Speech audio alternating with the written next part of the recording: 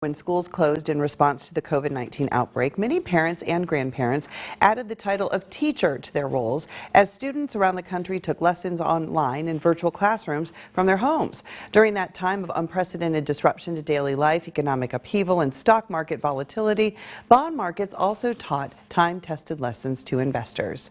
Here to share 3 lessons from the 2020 bond market every investor should know is Craig Schwegman. Craig, thanks for joining us. Thank you, Jill. It's safe to say it's been a tough year so far for investors.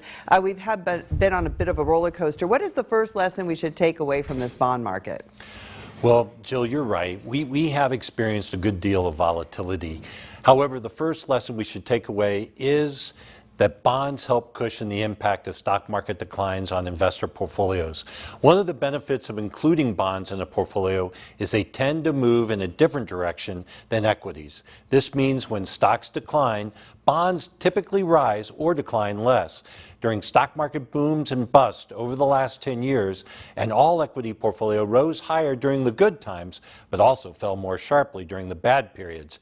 History shows that over the long haul, a balanced portfolio with bonds and equities posts similar returns than with equities alone, but with lower volatility along the way.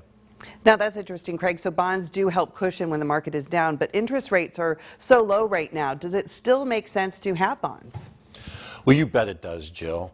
First of all, even with low yields, bonds serve a valuable role in providing income and preserving capital in volatile markets. A source of reliable income is important to many investors, especially those who are approaching or in retirement. In addition to the income they provide, another key reason is investors own bonds is for the promise of return of principal at maturity. Even with low yields, an allocation to bonds is a critical component of long-term portfolios, and we recommend holding bonds until they mature or are recalled by their issuer. Now, Craig, that makes sense. The bonds provide a foundation for portfolios. What is the last lesson, though, for today? Okay, Jill. Well, owning a variety of stocks and bonds can help investors stay on track. We expect volatility to remain a part of the investment landscape in 2020 as the economy weathers the economic toll of COVID-19 and we believe begins to rebound later this year. Diversification, both within and across asset classes, helps make investing a smoother ride. Any final thoughts? Well, Jill, with school out for the year and summer vacation well underway, it's important that investors keep the lessons they learned in 2020.